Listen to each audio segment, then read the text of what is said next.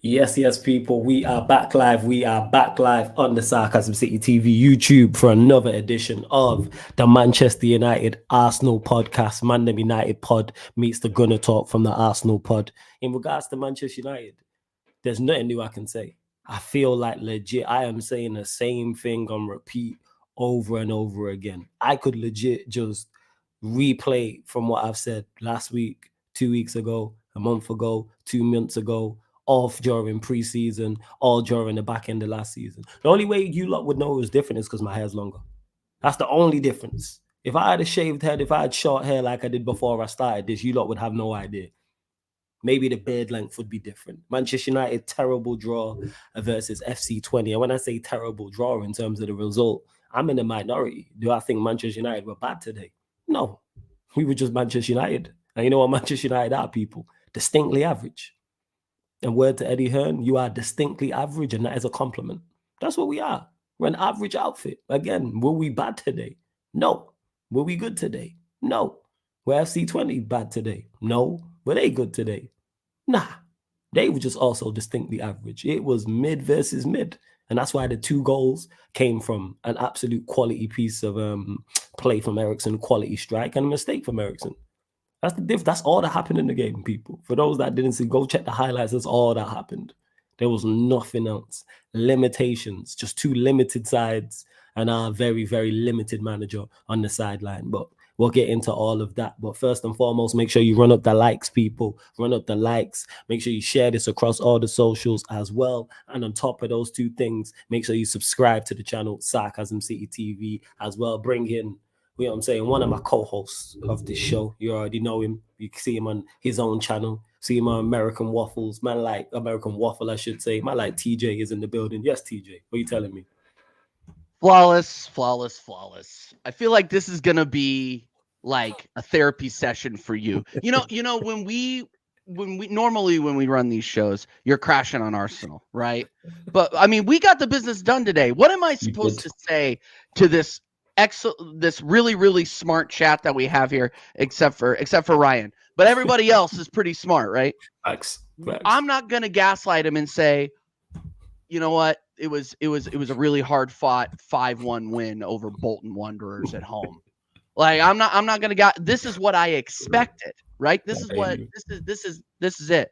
But I'm not gonna come on here, Flawless, and let you disrespect the 4th place Eredivisie team, FC 20. Okay, I'm not gonna let you sit here and disrespect maybe top 4 FC 20 in the Eredivisie. Come on now. Let's give it up to him. Who's the name of the kid that actually scored? I don't even know, like Sam Phillips or something like that. Never heard of him before. But good for him. No, Sam Lammers. Good for him. Yeah, what a goal. Yeah. Conceding to Bolton, though. Oh, give me a break. We were playing our youth team. Like, what, are you kidding me? The only regular starters that Arsenal had in today to start the match were Saka and Rice. That was it. The rest of them were rotation or they were youth squad. And the youth squad looked really, really good against League One competition. What did we say about Ethan Winieri, Flawless? You know what? I'm just going to get into it. Big up everybody in the chat. Yeah. And people, because there was barely anything that went on with Arsenal, I did forget to mention 5-1 winners against Bolton. We'll also get TJ's thoughts on their 2-2 draw away at the Etihad as well. But I know most of you lot are gonna have questions on Manchester United. And yes, Warrior J, I did get the comments you put. I've started them. Thank you very much. Appreciate it. Big up to Eli as well, who's been a member of the channel for 10 months. Eli, I hope you're blessed first and foremost. And he said, big up Flawless and TJ. I've seen enough. Start my young G and Wari. Been saying it for time. He needs to be starting. As for United, Zach Ten Hag, agree with the latter, 100%. Calm down, Eli. Like, look, we did this. Let's not do this again. We did this with Charlie Patino 3 years ago when we beat then League One Sunderland in the Carabao Cup. Like, let's relax, as my guy Flawless would say. Let's relax here a little bit. I want to see Winieri start this weekend. I'm not gonna lie. Against Leicester, I think he deserves it. But let's not start gassing up the 17-year-old who hasn't started a Premier League match yet. We have to remember the levels that we played against today. That young G at right back, what's his name? I'm forgetting his name now. Yeah. 51. I should remember. I freaking saw him play. The kid was really, really impressive during preseason, and he got the assist on the Declan Rice goal today. I'm talking about Nichols. Yeah, Nichols. Yeah, Joshua Nichols. Josh Nichols. Yeah. There you go. Thank you. Josh Nichols looking good. Mwanyeri, 2 goals. Raheem Sterling showing us that he Yo, in fact you does lot, have a pulse. TJ, I think your mic is this mic moving mad for just me, or is it you? Is it me? just me or you lot as well? Let me know, people. If I know it's me, I know to Dude, jump I need out to get a and new. jump back in. I need to get a new mic regardless. But yeah, it should be It coming just sounded through. a little bit robotic. You know what I'm saying? I think it was. Let me know in the chat, you lot. You know what I'm saying? If it was me or not. You're good now. You're clear. They'll let us know in a second anyway. Cool. Maybe I just need to get a little closer. No, but I'm just saying, man. Like let's control. Okay, thanks, Warrior J. Let's control our expectations on the kid. Like I don't want to blow what we should have done against the League One opponent out of the water. Let's see how we do against Leicester. Let's see how we do next week against freaking. I think we play PSG next week. And then we play I'll tell you Southampton after that. So like I need to see consistency out of the kid because we do need him. Odegaard is out. We don't know when Odegaard is coming back. There was tendon damage apparently. So when they were quoting 3 weeks, that was absolutely ridiculous. It's probably going to be more like 2 months. So to see the kid going out there and cooking competition that he should be cooking, that's great. Like I'm happy to see it. But we got to temper the expectations. Like, you know, the people that were calling for him to play against Man City, I would not have wanted Mwanyeri anywhere near that shit show because that is a game that ruins you as a youngster if you make a mistake. Like that's why I think, you know, I'm glad. Let's start him against Leicester City, but let's calma. We've done this before. Calma. Let's not ruin this kid. But yeah, I mean, I did like I told you backstage, I didn't watch much of the Bolton game. I was able to watch the first half. We had it well in hand. I was able to watch the highlights. Glad to see Raheem Sterling getting in and getting on the board, even though again it's against, you know, lesser competition. But you know, I really don't have too much to criticize. Yeah, we conceded, but nobody even knew who our backup was prior to today. So I'm not upset by this at all. David Raya picked up a thigh injury apparently, so he was resting. So why not play the kids? This is what this game was made for, playing the kids, and we executed fantastically, did a fantastic job, got the business done against a side that struggled against our quality, and that's the way it should be.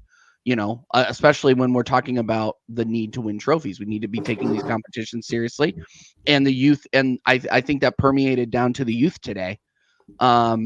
And I'm excited to see who do we play next. We had the draw already, right? Yeah. The draw got made. You lot play Preston away in the Carabao Cup. You got Preston away. We got Leicester City. I can't believe we're getting these draws. Usually we're getting like, you know, we'll get past like an Oxford United, and then in the next round we're playing Liverpool. You know, it's like I'm surprised we're getting it. We're getting the United run in. That's what we're getting. Who are you playing? We playing Leicester at home. We got Leicester City. How you feeling about that? You know, we're actually confident. We do well against championship level opposition. Yeah, I'm saying and that. So yeah, they'll be battling relegation. So anyone who's championship level in the championship or lower, I'm like, all right, cool. We got this. You know what I'm saying? Anyone who if you're like mid-table Premier League, that's when we struggle. You know what I'm saying? If you're a half decent outfit, we tend to struggle. So yeah, Leicester at home. Yeah, I was like, all right, cool. That's a game we can win 100%. That's a game. So is that your expectation is to go deep in these cups, or are you just like finished with draw dependent? Draw dependent. That's what it is. It's solely draw dependent in the Carabao Cup. The FA Cup is draw dependent. I think we get through in the Europa League simply because of how the new format is and who we play. Yes, we got Porto and Fenerbahce next, but then after that, it's like basically we'll finish worst case scenario in the top 24. That's worst case scenario. We don't. No, you're not going out, but the fact that you guys are going to be in the playoffs in the Europa League is not a really good. Hey, we could finish 25th. Who knows? You know what I'm saying? Who the fuck knows with these lot? Hey, you lot, run up the likes, you jokers in the chat. Run up the likes. My manager out here just talking too much per usual. Always just chatting, man. But actually, I did see a quote. I don't know if Warrior J put it, a quote where he actually blamed himself. He actually took, I couldn't believe my ears. I don't believe I couldn't believe my eyes. Sorry, my eyes. You know what I'm saying? I couldn't believe my eyes on Fabrizio Romano's tweet. But this is Ten Hag on 20. It was the game of their life. They fought for every yard and we didn't. 99% is not enough. You have to give 100%. You have to kill the game off, finish it off. We are leading 1-0, but you have to go for the second goal to then kill the game. Goes on to say, yeah, we didn't finish the game off. We had to go for the second goal. They stayed 20. They stayed alive.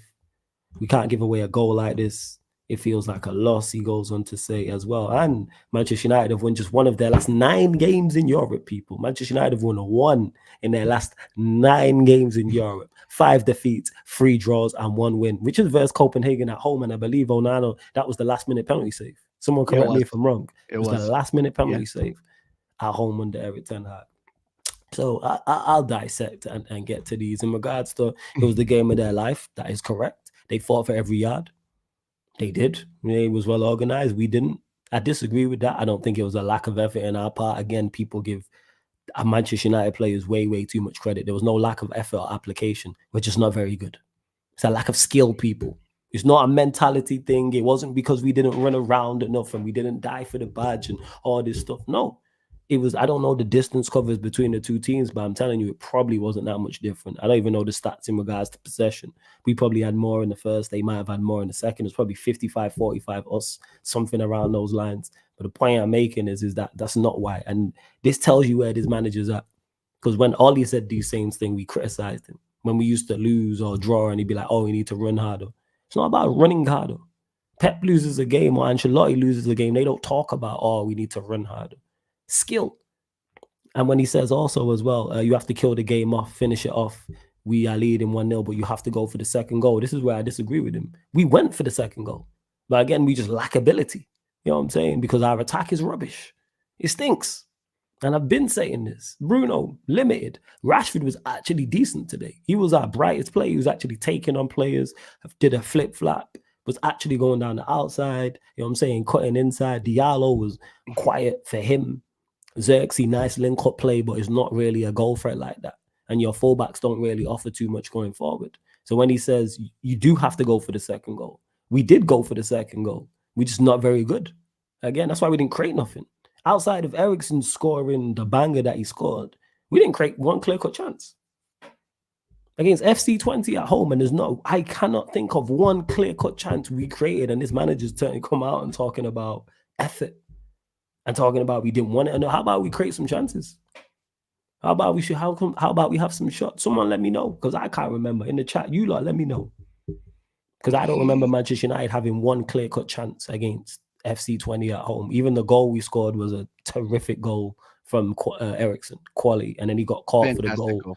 He got caught for the goal and made the mistake. But it wasn't no lack of effort. He said that, we didn't finish the game off. We had to go for the second goal. They stayed alive. We can't give away a goal like this. It feels like a loss. It just feels like a draw. To be honest, it feels like what it is. Draw and just a substandard, mediocre team. That's what we are, people. When United fans get it through, the reason why I don't criticize as heavily as others is because I'm fully aware of the level we're at. People look at where Manchester United should be and compare us to that, which you're not wrong to do. I understand that. But however, I look at the level we are currently at, and the level we are currently at is not very good. We're the 7th best team in the league, in my opinion. So we're gonna put in these performances. Because if you're the 7th best team in the league, guess what? You're gonna have some form of faults. This is why I'm not even saying we're gonna go and compete for top 4. We're 7th.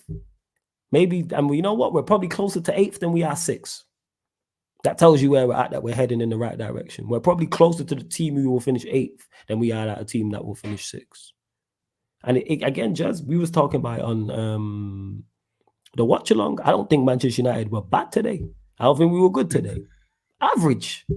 We were just average. I don't think 20 were good today. I don't think they was bad today. Like I said in the opening thing, they was just average too. And it shows that they created a little bit more than us, but they didn't create too much. It's not like Onana was making save after save. It's not like their goalkeeper was making save after save. It was just mid versus mid. And TJ jokingly spoke about them being 4th, and that shows you where the Vise is at, that they're the 4th best team in their league. or 5th or wherever they're at, and we're Yeah, probably they're 7th. 4th. Yeah, go on, TJ.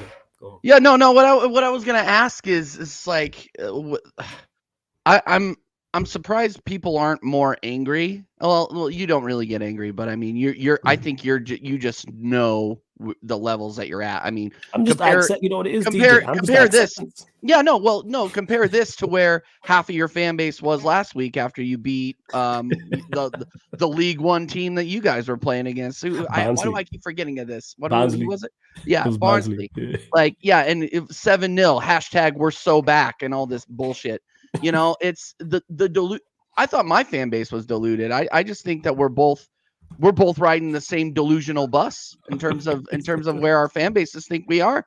It's crazy. Like, and you know, like, here's the thing is, if you would have told a Man United supporter that 2 or 3 years ago that you're still depending on, in 2024, you're depending on Christian Eriksen to score you goals, like that's an indictment. That's an indictment. Like Højlund, not good enough to be a Manchester United striker. Xerxes could be there, could get there eventually. Mm-hmm. Rashford, like, not living up to the hype that he garnered. Garnacho, same.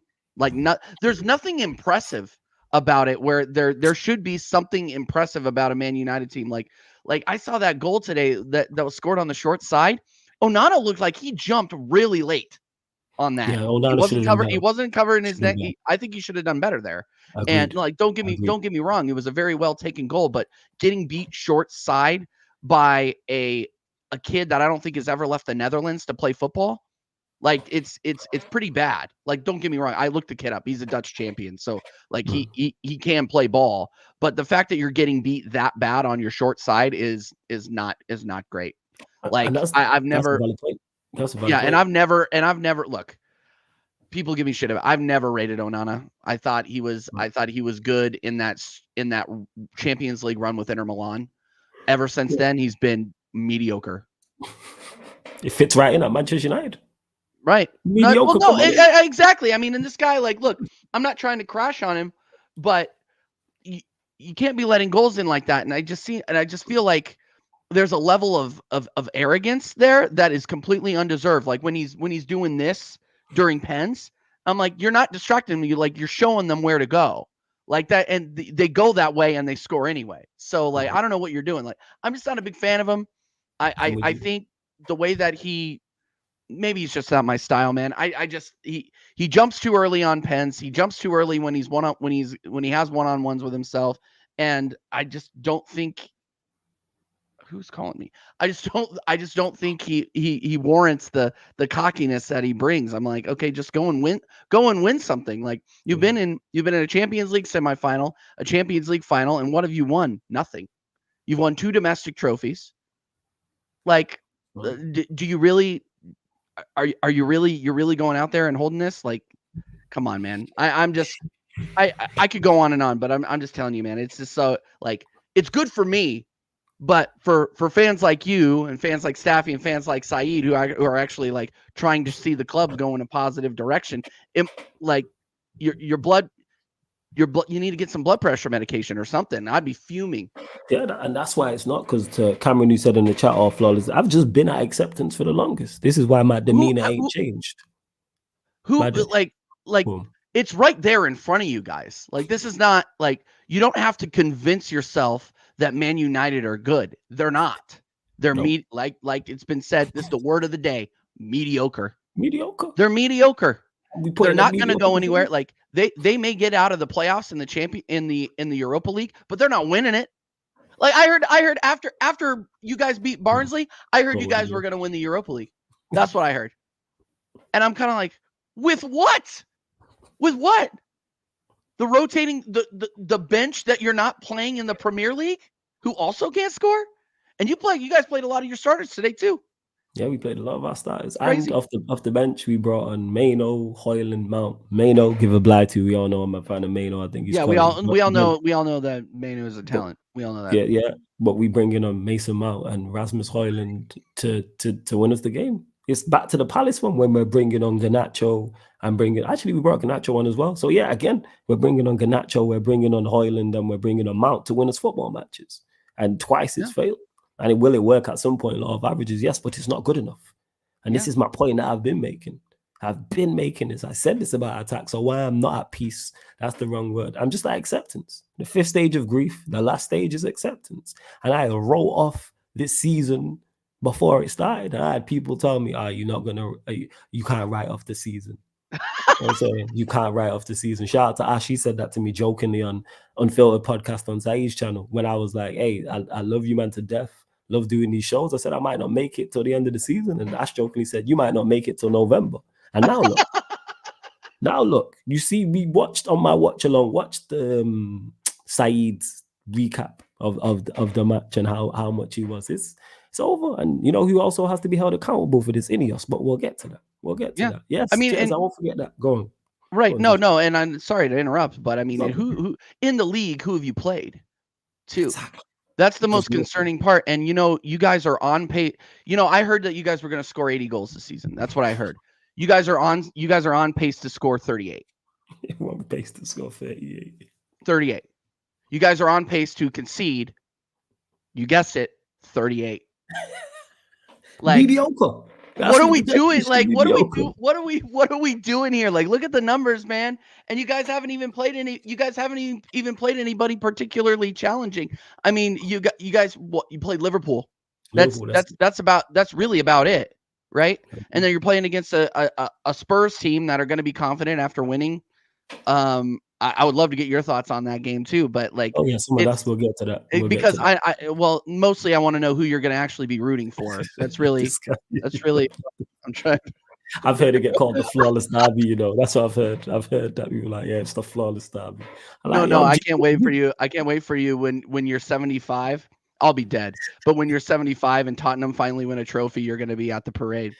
100%. And you're going to be running past. Don't let them win anything like in the meet, like in the near future, anything in like the next 2 to 3 years. I'm going to the parade just for the jokes. I'll go to the parade and take a picture. I was listening to that show and just cracking up. Just for the jokes. But this is also what Ten Hag said as well. I saw in many games how high our work rate is, but today I have some criticism. It's not only the team, I have to look in the mirror as well. I'm a part of it. Finally. Some self-awareness, some self-reflection, some self-assessment from this man. It took a draw at home to FC Twente where he's like, you know what? Maybe it's me. Yeah, maybe it's you.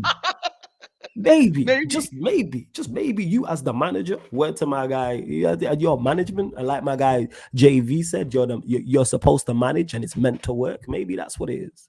Maybe. We have to be more clinical in such situations. That's another thing. Clinical in what situations? What were the situations? Who missed today? All this about chance creating a big and BCMs in the Premier League. What happened to that today? I can't criticize anyone for missing because we didn't create nothing. That's where my criticism lies today. That's the major. We didn't create nothing against FC Twente. Well organized, yeah, but they're nothing special. But finally, this manager. You know what I'm saying? With some self-assessment. Let's see what else. Yeah, that was it. We read all the rest. But in regards to it, Manchester United, mediocre, limited team. I see Agate getting stick. Ryan mentioned it. I did get his numbers as well. Agate. You know what? He's better off the ball. When it comes to winning the ball back and the defensive work, fine. On the ball, not the best. Does his passing need to be better? Yeah, because he gave away the ball way too many times. It was 17 times he gave the ball away. 1 second. I got the numbers here. Jesus. 1 second. Have a look. These are his actual numbers. 1 second. Let's see. So, 90 touches, 58 out of 72 passes completed. So, 81.9% pass accuracy. Not good enough for your DM. Not good enough whatsoever. That. No. 15 out of 25 final third passes completed. 6 out of 10 duels won. 2 out of 4 tackles won. 2 out of 3 long balls completed. 1 out of 1 dribbles completed. 0 out of 1 shots on target. 17 times he lost possession. 15 forward passes, 5 ball recoveries, 2 clearances, 2 interceptions, 1 block, 1 chance created, 1 foul committed, 1 time dribble pass. So all the best stats there is defensive stats. That's Agate. And this ties back into the window how it should have been Agate and It shouldn't have just been Agate. It should have been Agate and a deep lying playmaker. Same way if you would have just signed a deep lying playmaker, I would have been like, why is there not an Agate type team game? Eriksen's out there. I don't know why he's not playing next to Agate. Playing FC20, he should be the one picking up the ball next to him. Should Agate be better on the ball? Yes. But it's Agate for you. He's never been exceptional on the ball. Well, he just needs to improve the short passing. Yeah. Well, no, I was going to say, like, this is not, I don't think, see, here's the thing. I don't think Ugarte is terrible, but it's kind of like how people were expecting Declan Rice to come in and be a box-to-box midfielder for Arsenal. Like, that's not what he does. That's not his profile of player. Like, the guy is allergic to passing vertically, but he's supposed to be a box-to-box midfielder. Like, these are the same people that are expecting Ugarte to be some magical guy on the ball. He's not. He's never been that player. So, like, and again, I'm limited to what I've seen him do with Uruguay because I've seen him play live with Uruguay twice, and this is what I see. He's good off the ball. He can be a good ball winning midfielder, but he cannot pass. He can't. Yeah, so this shouldn't be news to people. Is kind of what I'm trying to get to. Like, are you really surprised? People are, you know why? Because they thought he put the United shirt on and that would transform him. That's what it is. People thought magically, just like it transformed Mason Mount, just like it transformed Onana, just like it yeah, I could go on. Hoyland, the list goes up. People see this badge that's underneath Valverde. I think, congratulations to him on his retirement. People like, come on, man. Casemiro. We can go on and on and on. Sorry. Yeah, and big up to Eli. It's all good. He says the guy is a destroyer of a midfielder. He's terrible. You might as well have kept Fred or went and got Sandenberg. That's the thing is, Eli, it should have been and Sandenberg. That's why when we got linked to him and I heard his profile, I was like, cool. Why did we not go get? And Sandenberg is not the only Sandenberg out there. Go and get another profile like that's needed anyway, because you need that in there. Because then you would have had him, you would have had Eriksen. So then you got two options. You would have had Casemiro and you have Agate. Now all of a sudden you got options in there. And then you got Maino who can play in there as well. But you don't need, because there's going to be a game where you need an Agate. We go away to the Emirates, we're going to need an Agate. That's where he's super important. You're going to need a Casemiro. Whereas at home to FC20, not as much. That's where you need a Eriksen. That's where you need, and Everton actually had a decent game outside of the mistake. That's where you need a Sandenberg, etc., etc. But hey, we move. Yeah, man. Yeah, the magical Manchester United shirt, man. It gives the wearer world-class superpowers. People think this is Marvel. I've said this. That's why people are shocked by Agate. Again, that's why I'm not too critical. Should his short passing be better? Yes. I just need you to keep the ball ticking. You can't be losing the ball that many times. I just need you to play 5-yard passes. You don't even have to play through the lines. Play it to the fullbacks. You know what I'm saying? Playing to the midfielder alongside you if there is one. And yes, I do remember what Corey said, and he'll answer for those crimes. Flawless, don't forget what Corey was saying about Mount. Has Mount really been that bad? He went on today. I don't remember him. He played today. He got off the bench. And I legit don't remember him. Hoyland, for people who shout out to Joseph, because we were talking about this yesterday after Veta left on the United City show. Go check it out, people, because that was therapy. 100%. I was live like an hour and a half after Veta left. And we were talking about Hoyland, not good enough. Seen it today. Woeful. It's woeful. Not good enough. And you see Xerxes, even in the same format, in the same formation with the same players around, you see his qualities. You see, you see how when Xerxes, the ball sticks more often than not, and they'll lay it off, etc., etc. Quality player. You can already see that now. The goals will be an issue. He needs to add that to his game, but that's my only complaints for him. Flawless, when do you think Ten Hag will be fired for multiple stinker and hooked to the United job? The other thing is, and people have mentioned this, when do I think he'll get sacked? I don't trust any of us to sack him. When people say, we're on a poor run of results, they gave the man a new deal off the back of a poor run of results. Overall, take the FA Cup out of it. So before today, we was 1-8 in Europe. We've won, before the season started, I think we'd won 5 out of our last 14 games in the Premier League or something crazy like that. No, it's more now. I think it's 5 out of 19 now. So we were 5-15 or whatever it was. So you lot don't know the numbers better than me. But my point I'm making is we had bad results and bad numbers before they gave him a new deal. So I do not trust these same people to now go, it's going bad, sack him. Same way when I hear rumors about, they're unhappy with the playing style. Surely that should have been sorted out in the summer. We don't know where the goals are going to be coming from. Surely that should have been. How did you not see that in the summer? What did you see when you looked at that list on that Manchester United squad and looked at the manager in charge and go, oh yeah, this is suitable, even with the additions, which were good additions. Because the additions I have no issue with, but they were all defensive minus Xerxes. And we've seen us improve defensively because of that. But offensively is there lies the problems. Another midfielder was needed. Another striker was needed. A left winger was needed. A left back was needed. And then when I say left back, I'm adding more so from an offensive standpoint. Mm-hmm. Hey, people, they're going back in us cooked and all this rubbish. Well, and here's the thing is I would agree with you, especially because you guys are performing the exact same that you did last season. There's no improvement. There's really no loss of there's no improvement, and you guys haven't gotten any worse. Like that's the thing that people don't realize in the United. Well, the diluted ones don't realize in the United squad is you guys added a couple of good defensive pieces, but there's nothing up front. The midfield is still tenuous at best, and the back line, it depends on the day. You know, I'm not here to crash on United because it writes itself. Like, I don't need to tell the chat what you guys already know. Just like, this is why I'm like, comma, because you guys have not played anybody yet. I said this before and I said it again. You guys have not played anybody other than Liverpool. And if you lose against Tottenham this weekend, it's looking long, like very long.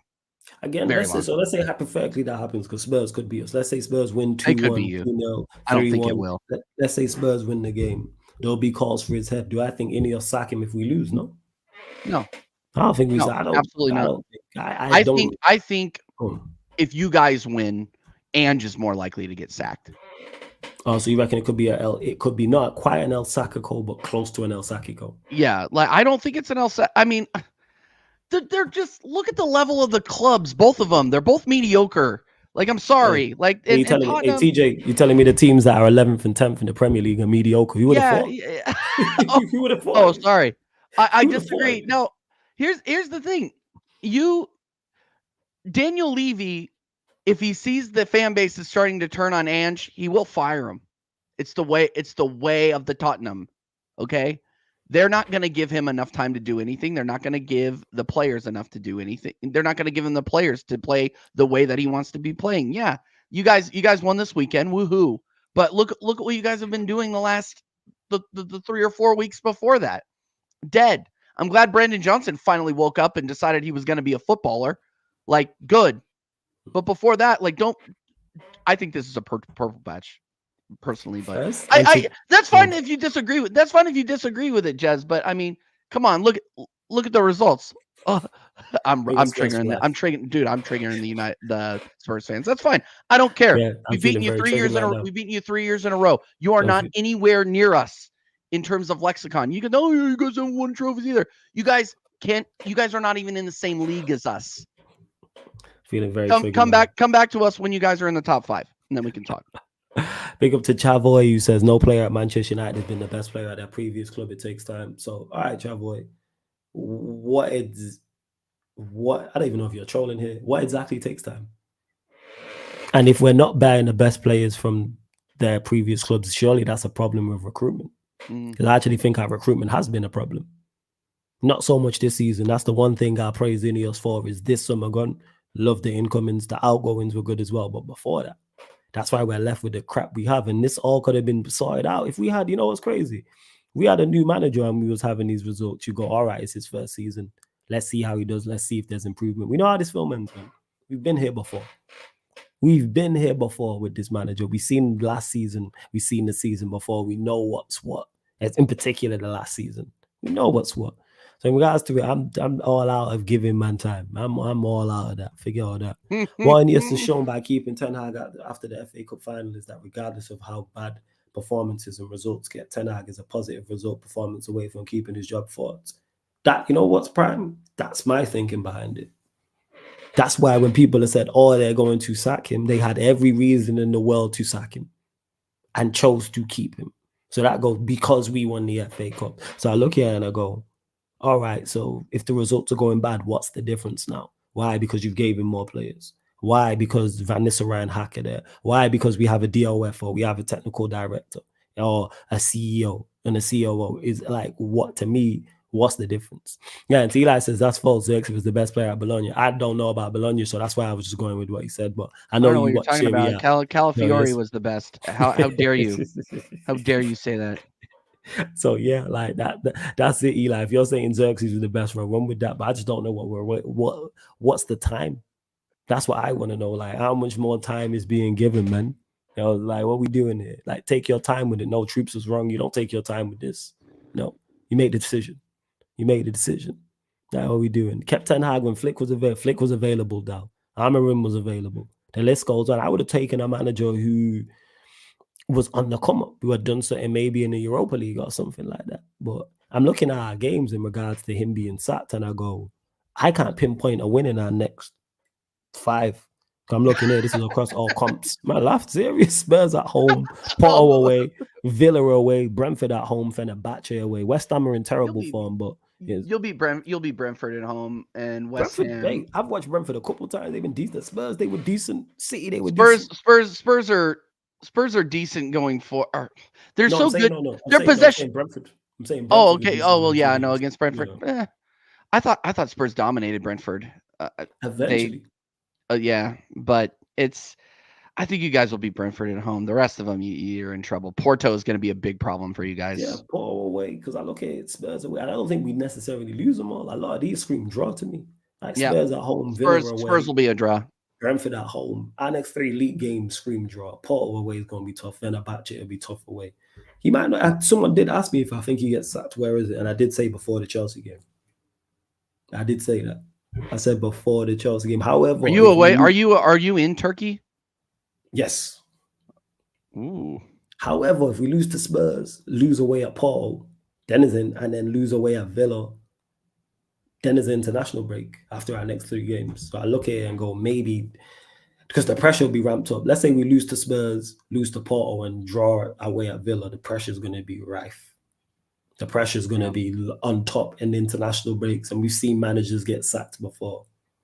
Flawless, I didn't watch the game today, but which players played well? None of them played well, but none of them played bad. Everyone was just average, Warrior J. Everyone was just 5 and 6 out of 10.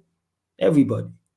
There was mistakes, like Ericsson made a mistake for the goal, and some players like Rashford was the brightest, but he faded. Xerxes, they stopped giving the ball to, but that was it. Like people talk about Agate, on the ball, not too good. Defensively good.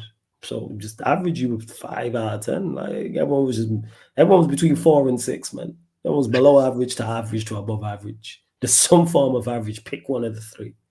And that's just what we are. Distinctly average. Word to Eddie Hearn. We are distinctly average, and that is a compliment. That's Manchester United for you.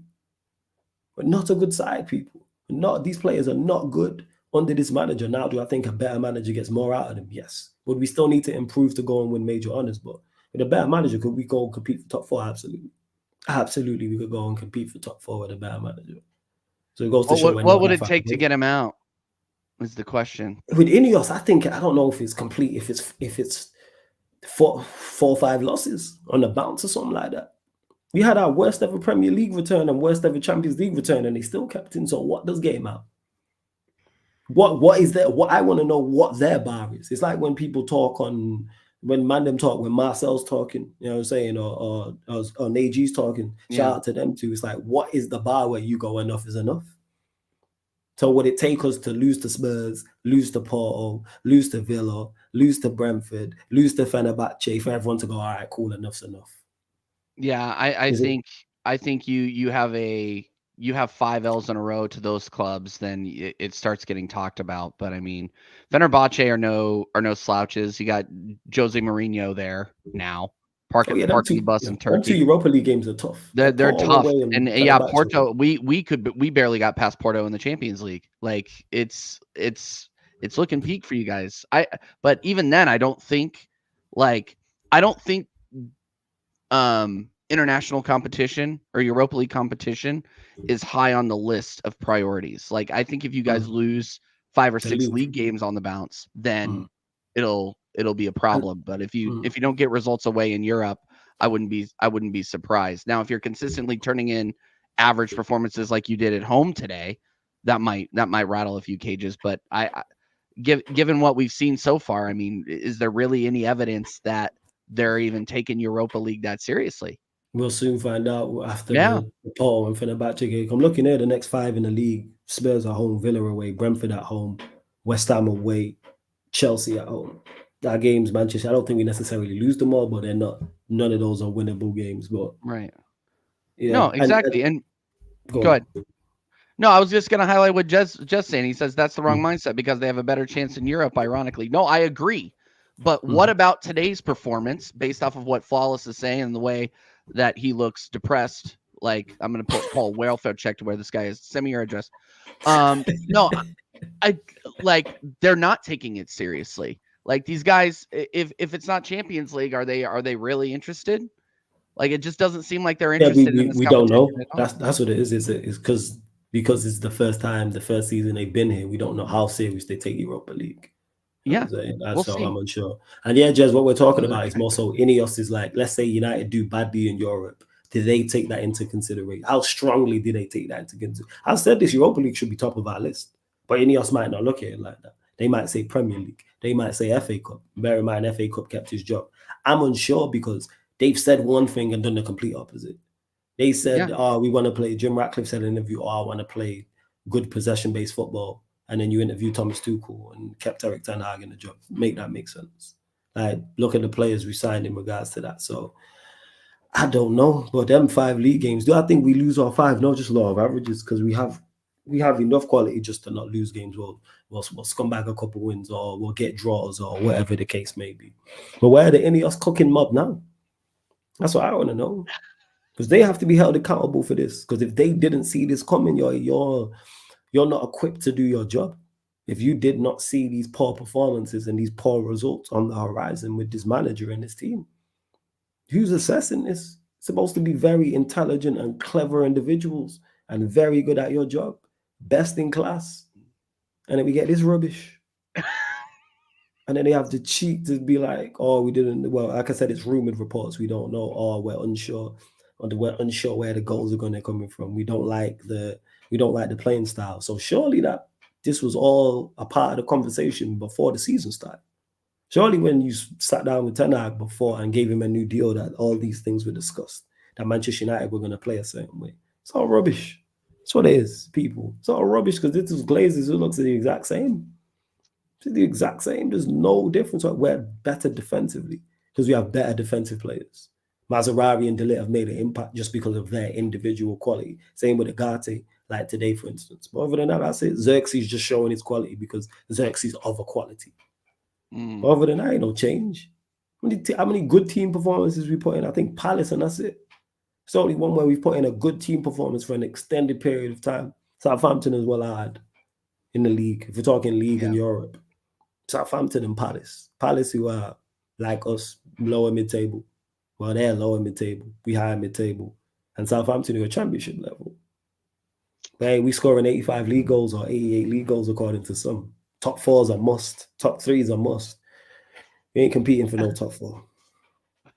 Yeah, Xerxes did drop off massively in the second half, 100%, Jez. He did. And that was part of us not then even having possession of the ball and even looking like creating. The ball didn't even stick in the final third. Ball didn't even stick, and there's no way I agree with you. There was nowhere there. And I see Bruno getting stick as well. The reason why I don't criticize Bruno heavily is because that's how Bruno plays. Bruno. You know, anyone who's watched me for any significant amount of time has heard me say that phrase time and time again when I'm asked about Bruno or speak on his performances. Bruno, that's a typical Bruno performance. That last passage of play is Bruno. When he's got the free kick on the edge of the area, and I can't remember, he laid it off to someone and laid it back and shoot. Cross the ball. It's not even an angle to shoot. Cross the ball. Get it in the mixer. Well, that's Bruno, and this is two things that don't mix. Bruno and good decision making. Well, he's a chance creator. So what did he create today? Because we didn't create nothing. And you're in the 10 playing FC 20. You're not playing against Real Madrid. You're not playing a Bayern Munich. You're not playing at Inter Milan. You're not playing the cream of the crop in Europe. Playing FC 20. FC 20 you're playing, and you struggle to create, and you had enough of the ball. It's not like they had 70% and we had 30% and we were dominated in terms of possession. We had enough of the ball and just created nothing. But hey, we move. That's it. The funniest thing is I don't think Bruno was bad, but this is just Bruno when he doesn't try Hollywood passes, yeah. So when he don't try Hollywood passes, he's rubbish. And when he tries Hollywood passes, he's rubbish. So what use are you? You don't create, you don't score, you're not defensively sound, you don't excel at anything. You excel on the stat sheet. That's what it is. Your numbers look good. You'll excel on the stat sheet because I bet if I got his numbers today, or if any of you lot got his numbers don't look too bad because of the way he plays. Because his volume, he probably had the most touches or one of the most touches, probably attempted the most passes, probably attempted to create the most chances. But what'd you do? Don't talk about all the times you gave the ball away or you didn't even get locked up. Teams don't set up to stop you. You stop yourself. That's the worst thing about Bruno as a 10. Teams don't stop up to, people don't set up to stop him. It's never like, all right, let's do a man marking job on Bruno. Never happened. Never happened. Teams never change their tactics and be like, oh, it's Bruno. Never. But he's at 10, not good enough. And we gave him a new deal. And then people will turn around and say, oh, it's the signings, it's the play. Oh, these are Ten Hag's guys. These are Ineos's guys. They co-signed this. Giving those two new deals is just terrible work. And it just undone all your other good work. Just on net negative. It just took away from all the good work you did in the window and all the good work you've done off the pitch and even the talks of a new stadium, all well and good. But you lot don't seem to have a clue when it comes to managers and giving new contracts. Why give Bruno? Who was giving Bruno that money? Outside of Saudi, who was giving Bruno that money? Why? No need. Let him play. Why? He don't deserve an upgrade. He don't deserve an upgrade. What are we talking about? I'm saying, yeah, Prime is crazy. Wait, you're saying teams don't set up to Mama, the best content creator in the Prem? Come on, Florida. Sounds crazy. But I've watched Cole Palmer play against West Ham and Bournemouth and get kicked every time he got the ball. You see the difference? You see the difference? I watched Cole Palmer receive the ball in the center circle of his own half and get kicked. I watched him on the touchline at Bournemouth get kicked. Nowhere there to go. Because they're that concerned he's going to do something. And he's in no scenario where he's going to do that. But I watch him get special attention. Saka, for all his faults, I've watched teams put two players over there and Mark Bukayo Saka, whether you rate him or not. But I've seen this happen because people think, he's dangerous. Never happened to Bruno. It's never, let's put two players on Bruno. We've watched people man-mark De Bruyne. You know what? How are we going to stop Foden? We've seen this. We've seen these things. How with Salah. Seen this happen to Salah. Never. Even Odegaard, I've seen him get extra attention. And he actually impressed me last season in particular. I've said this in the Porto games and the Bayern Munich games. Even though Arsenal weren't at their best, he did. He was the one that looked most likely. Bruno's never done that for us in any game. Never once have we performed poorly and I go, hey, Bruno was decent today. You look the most likely. Struggling out there against FC 20. Thoughts on Agate today. Good off the ball, on the ball, not good. Not good at all. He says I'm the first to make self-criticism. It wasn't a great match personally. We have to keep working. You just got to keep the ball ticking better. If he has instead of having 81% pass rate, you need to have 91%. If you have 91%, and then I'm cool with that. Yeah, man. Kaneki says it best. I would say Bruno man-marks himself. He man-marks himself. That's hilarious, actually. He man-marks himself. But this is the guy that we gave a new deal to. Why? You should get a pay rise for excelling at your job. You should get a new deal for excelling at your job. Our attackers consistently struggled. Is it all on him? No. Or is he a major part of it? Yes. Because if we turn this around and we score 95 league goals this season, who's getting the majority of the praise? Bruno. So the fact that we score 55 or 58 or 60 or whatever we score this season, you have to be a part of the criticism because you play every week and you play 90 minutes. For as much as I don't rate our attackers outside of Xerxes and the Diallo, you're the one that plays week in, week out. As much as I criticize Mount, you don't play week in, week out. What are we doing? Neither does Hoyland. It'd be interesting to see now Hoyland's getting back to fitness, who starts up top. But yeah, that's it. Shabazz or Bruno. That's the talk about a mid-off right there. I don't even know what Shabazz I would take Szoboszlai on form. It's the way that the Liverpool lot talk about Szoboszlai. That's why I'm like, yeah, leave me. I'm tired of mediocre players at my football club, man.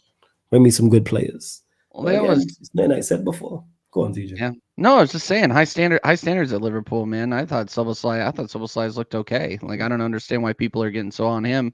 I mean, That being said, I mean, it's a standards thing and where the quality of your players are at right now. I mean, you have a Liverpool midfield that is quality, or has potential quality through and through. I think Harvey Elliott's going to be one of the best midfielders in the league, and you guys have that, but they also have the manager to develop the talent. And you know that Arnie Slot is going to be that guy for Liverpool. I mean, it shows he's gonna have an adjustment period, right? But I still think that Liverpool aren't really losing a step. I mean, yeah, they lost to Forest at home. Got it. You know, I gave Liverpool fans a bunch of shit for that because of course. But at the same time, there is an adjustment period. The adjustment period at United is over. It ended 2 years ago. Like we at what point are people going to be like, you know what? No. Like FA Cup papering over the cracks. You've heard me say it before. I'll say it again. The FA Cup, you guys winning the FA Cup was the best thing to ever happen to me because it makes it so I can banner you for another at least 365 days because unless, like we just said, there was a huge drop in form, this guy's going nowhere. This guy's going nowhere. Mediocrity is fine as long as you guys have an FA Cup. No way is this the case, man. Manchester United in the Premier League, 11th position, 0 goal difference. Manchester United in the Europa League, that's hilarious. Position, 0 goal difference. We had the definition of mid. We're literally in the middle of of both tables. We are in the middle of both tables. On pace to score again 1 goal a game. Oh yeah. And concede 1 goal a game.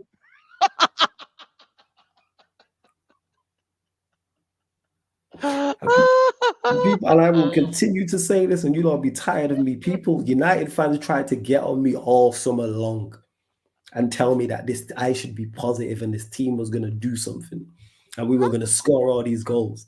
And I'm just being negative and I should be back in the team. That's what I was told. All summer long, months. Oh, I was here. I remember. You remember for months. From June, July, August. I was told 3 months straight, people. 3 months. 90 days, 90 plus days. I was told I should back this team and I should be more positive because this team can do this, that, and the third, and top 3 and top 4, and we're going to score all these goals. I was told that 70 league goals. I was told 75 league goals. I was told 80 league goals. I was told between 75 and 85 league goals. I was told 88 league goals. I was told 90. The fraud Vader, that absolute gaslighter, told me 70. Shout out my guy Leon. He told me 65. Vader's Canadian. He probably should stick to hockey. Joke, man. You know what I'm saying? What we doing out here, man? Dude, what it's crazy. What is doing out here? And look at this, and then not even 3 months into the season. After 3 months of that, not even 3 months into the season, everyone's like, yeah, it's a wrap. Said I'm writing off this season before it started. I said I'm writing it off. But when they decided to keep this manager, that was it. Bro, I remember you're going to be, and pretty soon, I mean, the El Clasico is going to be coming up pretty soon. You're going to be prioritizing that over whatever match you guys got going on in the Premier League. No, I get it. You got to watch quality football, man. Otherwise this whole streaming game doesn't get, like, it gets less fun, right? Yeah, facts. Like, come on now. I'm doing the Barcelona game on Saturday, people. As see, well. there Barcelona, you go. Yeah, I'm doing there Barcelona we go. Yeah. Yeah, I'm doing that because I got to get ready for that game Sunday. I'm also doing Ipswich Villa on the Sunday as well, people. So, yeah, let's watch some more football. Tune in. Come on now. Oh, yeah. Vader's 110% now. No, Vader's the number one gaslighting criminal here. Lock him up for sure. Vader Games TV, make sure you subscribe. But, my hot take is that United will win a major before Liverpool win their next. That's hilarious. Like, what's a major? You're talking to Premier or champs? You crazy.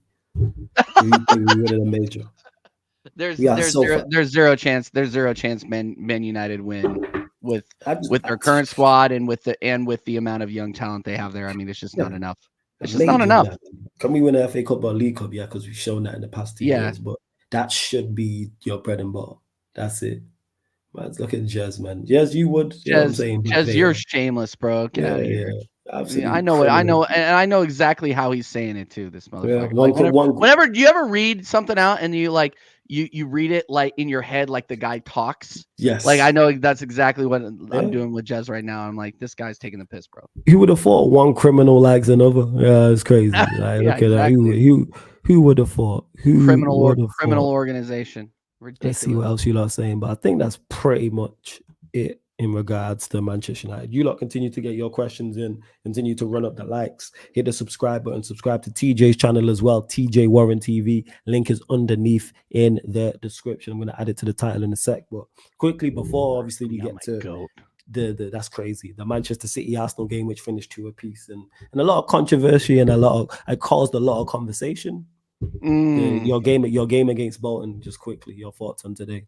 I mean, I'm impressed. We got the job done, and we got to run the youth out, which is something that I've been crying out for a long time. When we were playing these games last year, we were playing El Neni and Cedric in the team, where we have youth team players that slotted in just fine. Josh Nichols got in there, Lewis Skelly got in there, Ethan Winieri got in there and showed that he's a future baller.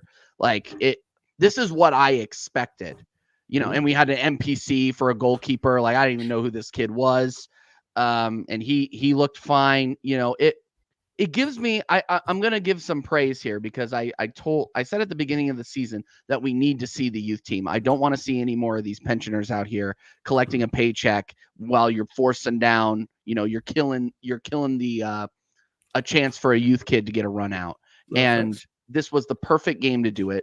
Bolton are bad. They are a bad football team. Not even near the quality. They were making a ton of mistakes. Like, the cross into Nichols, like there was a defender, or the cross into Rice from Nichols, there was a defender right there, and he didn't do anything. He stuck a foot out. It's just not the same quality, but it's a confidence builder. And that was what I was harping on when we were talking about Winieri starting in the right games. That that Man City game would have been an awful game for him to be in, but this is a confidence builder to say, hey, you know what? I can't start games for this club. I'm going to get stuck in. I'm going to make people think. And he did. At Bolton, he made the Bolton game. He made them sweat. And I think he deserves to start against Leicester this weekend. I hope he does. But I mean, like I said, there's really not much to be talked about, just because this isn't a measuring stick for us. This is something that I'm glad we got the result. I'm glad that we put 4 goals between us and them. It shows that we are developing quality in our youth academy. And hey, maybe don't sell them. Maybe hang on to them, and they can build value by getting Premier League experience, and then you can decide what to do with them. Don't just sell them to United. Don't just sell them off or let them die at Swansea City, like we've seen with these other youths. Shout out to Charlie Patino, who's playing in like the 2nd French league at this point. I'm pretty sure, or second in Spain. But like, these are the guys that my fan base gasses up, and they don't end up working out because they don't get the minutes that they need to develop within the squad. So I'm just, again, I'm impressed not by the scoreline, but by the way the manager played the game or approached the game. I think it was the perfect way to do it. And I don't give Arteta his flowers that often, but I thought it was a perfect rotation today. We saw some kids that we never see and are likely not going to see outside of the Carabao Cup. We will see them when we play against who do we get? Preston North End? Preston away. Yeah, Preston away. Yeah, Preston North End away. So another perfect opportunity to give these kids a run out and see what they can do. Again, Preston, they're a championship squad, so barely a little bit better, but it's one of those things where I need to see more of the youth get minutes. Winieri deserves to start, I think. And out of who I saw today, I thought Lewis Skelly was good. But the person who deserves a start is Winieri. And Lewis Skelly, you can bring him on for meaningful minutes. They thought he was good enough to bring on against Man City in the final minutes. Obviously, we conceded.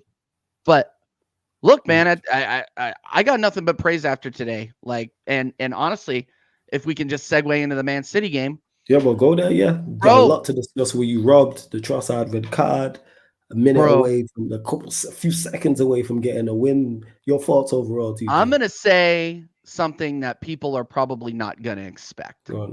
I am proud of the way we played. I am proud. That absolute main character syndrome loser, Michael Oliver, can sit on one. This guy, he lost control of that game from minute one. When he didn't card Havertz for running into Rodri like that, or going up on Rodri like that, you lose control of the game immediately. So when it starts getting physical like that and people start getting frustrated, start putting in shitty tackles, like this is why you're handing out cards, because you didn't control the game from the outset. And now you're deciding, oh, okay, well, it's getting a little heavy-handed. I guess I should start throwing out cards now. I think it's bullshit. And look, Trossard's first card, deserved. 100% deserved. Bad tackle. Very, very bad tackle.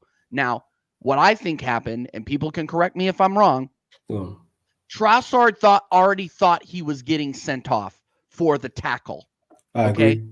He thought he was getting sent off, so he kicks the ball because it's a red for him either way.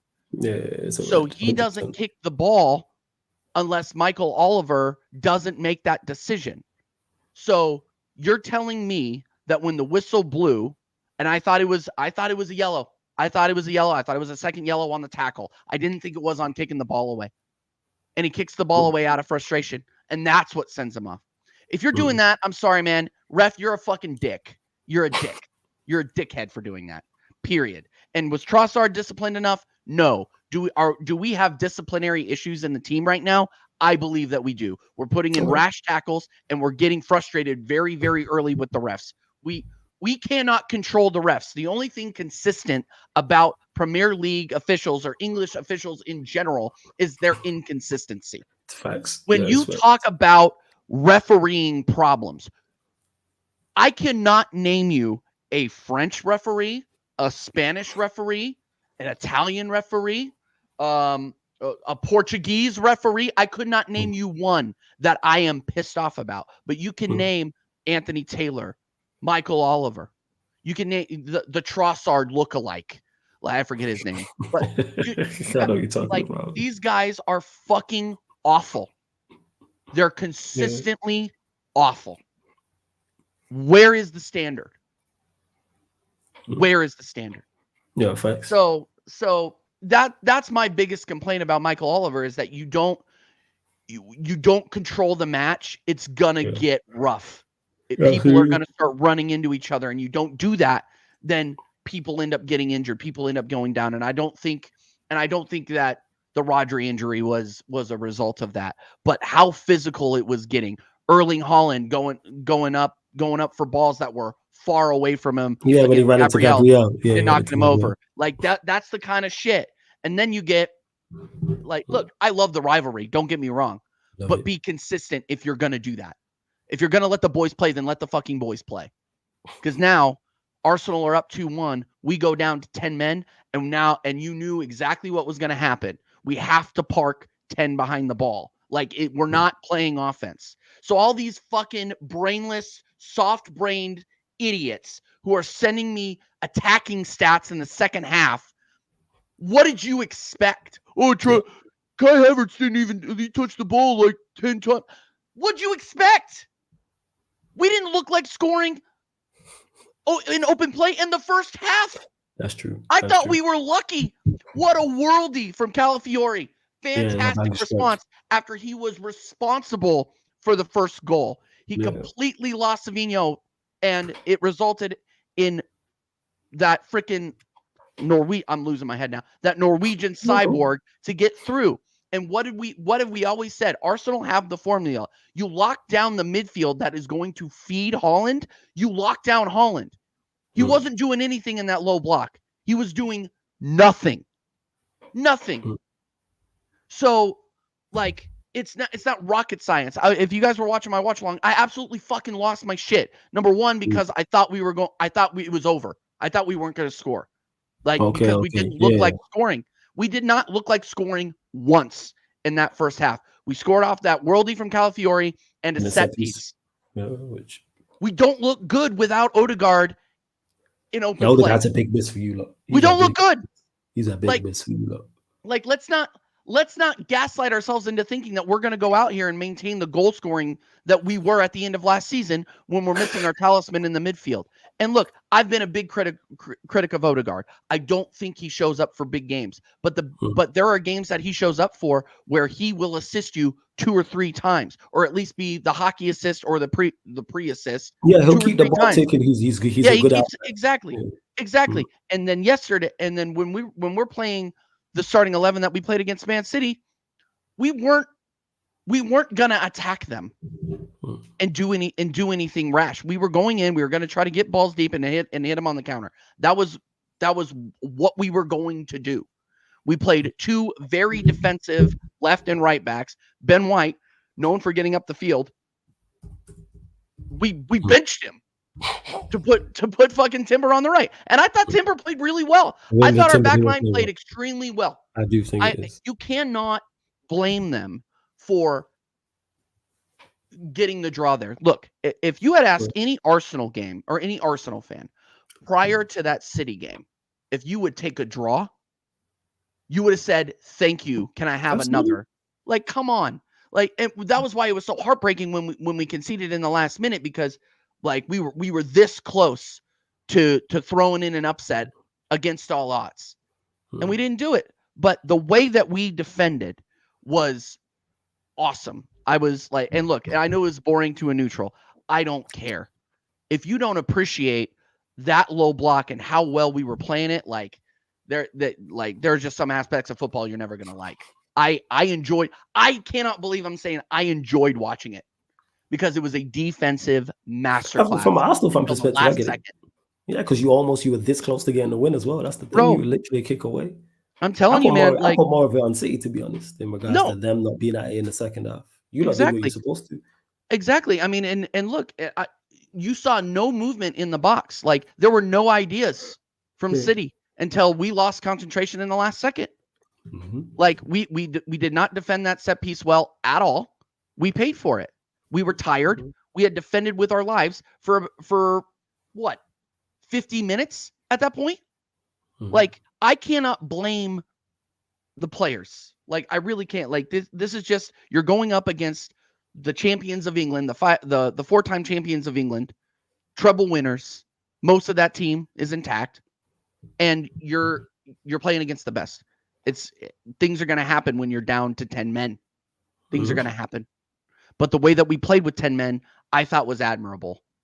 Now let's continue to carry it forward and keep getting these league dubs until the rest of our midfield can get healthy, because I'm going to tell you what, the goals are going to be sparse. The goals in the league, have a goal problem. 100%. We 100% have a goal problem.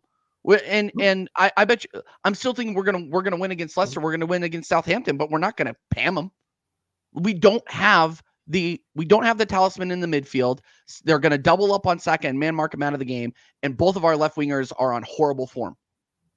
Like, how am I supposed to believe we're gonna go out there and score 4 or 5 goals against these clubs? There's nothing in the way that in what I have seen this season to make me believe that.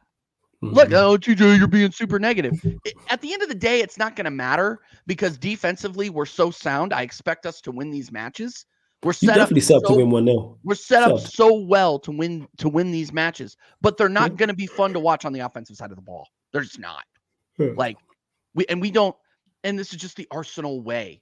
We don't start scoring. I feel like we don't start scoring until January. And it's extremely frustrating, or against lower league sides, man. It's just crazy to me. But look, at the end of the day, we played it perfectly, given the situation that we were in, and I can't be upset by it, because we were up against it because of, again, disciplinary issues and Michael Oliver being an absolute, I'm not going to say it. We played the best way we could. And I don't think Like if anybody, you said it earlier, if anybody should be embarrassed, it's Man City. You could you could not score against a 10-man Arsenal after your fan base has been dunking on us for being bottle jobs. You guys could not win against us at home. You guys have not beaten us at the Etihad in 2 years? Like, what are we doing? What are we doing here? And here's the thing, Floss, we're the banter club. We're the banter club. You guys can't beat us. You guys, and I guarantee, I'm going to say it right now, I guarantee you, we have a full starting lineup at the Emirates against these guys. We will win. We're going to win. We're going to win. No, I'm talking shit. Because look, I heard, Rodri this, KDB that. Oh, we're going to be fine. Savinho, best winger in the league. Fucking Doku prop still for some reason. I still don't get it. I still don't get it. You'll never convince me. You'll never convince me. But we will win. We will win. If you allow us to do that to you at your ground, we're gonna do worse when we're fully healthy and we're back at the Emirates. I'm telling you. Yeah. And look, TJ, is that gonna lead to a trophy? Nobody's talking about trophies here. We're talking about results. Nobody's talking about trophies. Yeah, if you're going to keep using the trophy argument, it's a dead argument and you have no argument. Like, sorry, not in the context of this match. Big up God of Amiri. Thank you. You're a member, but dead take. Anyway, I'm just saying, like, look, Man City sport the best striker in the world. Arguably the best midfield in the world, and it's unfortunate that Rodri got injured. I never want to see anybody get injured. So any of you dickheads that were celebrating that injury, that's what you are. You're a dickhead. Okay, he's one of the best players in the world. You're robbing the Premier League of entertainment and the world of one of the best CDMs in the world, arguably the best. So I hate seeing that. That being said, it's a huge loss for them. It's huge. Absolutely. Who's gonna slot in back there? Oscar Bob? Like, who's their midfield now? Probably be Kovacic. I'm guessing Kovacic will be the one. Yeah, Kovacic would be the one. And he's obviously not of Rodri level, but he's still of a good level. But it's still a good level, but it's not the level that can get the consistent results that Man City got last season. Do I still think they're going to win the league? Yes, I do. I do think they're still going to win the league, but I don't think that they're going to run away with it. If you were asking me last week, I would have said they're going to run away with it. Now they have injuries to key players. The season's not over yet. They just dropped points to us at home. They've shown that they can in fact be got at, but I still don't think the drop off is going to be enough to make a difference. But if we're talking about Man City versus Arsenal, Man City, you should be embarrassed. You guys talk all the shit and you can't beat us at your place. Damn. Like it is what it is. Oh, TJ, that doesn't translate to trophies. Nobody gives a shit. Nobody cares. We're talking about this. Oscar Gabriel thing. Because Gabriel, it's all good because Gabriel was like, "We'll see them at that. They'll see him." I'm paraphrasing what he was like. I'm taking that energy, bro. I'm taking that energy. Look, I'm not gonna be, bro. Look, I'm not gonna be super negative about because context is so important. Context in these situations is really, really important because there are very, very negative fans in the fan base saying, you know what, we should have stuck it out. Trossard shouldn't have been so rash, blah, blah, blah. No, I get that. I understand where you're coming from, but you also have to see the perseverance. I think if you put the Arsenal team out there from 2 years ago that bottled it, we don't get that result. We don't. We get beat 4-2, 5-2. There's huge improvement in this team. And I'm not saying, oh yeah, I'm Arteta in now, but you have to admit that we have built out the back and we have the strongest defense in the Premier League. And the only thing that's missing is scoring. So as long as we're not conceding, it'll get us far. But do I think it'll get us over the line? No. But again, I'm going to go back. I'm just going to say, look, I'm not celebrating a draw, but Man City, you celebrated a draw. Bro, what? Fez? Fuck. I've said that. I'm just so tired. Bro, I'm just so tired of the arrogance, man. Yeah, Talk like about it. we've seen this fucking episode over and over and over and over again. And you might not like Arsenal. That's fine. I don't give a fuck. I don't care if you Talk like about Arsenal it. or not. But if you like watching the same team win every fucking year, when they have 115 charges hanging over their head, Talk they about it, man. are a state-sponsored oil money fucking club that literally pays for everything. They have not needed to build shit other than Phil Foden. Who have they brought up? Like, come on, guys. Like, if you guys, the hashtag anyone but Arsenals, because you know why you're saying that? Because if I win, you don't want to be anywhere near me.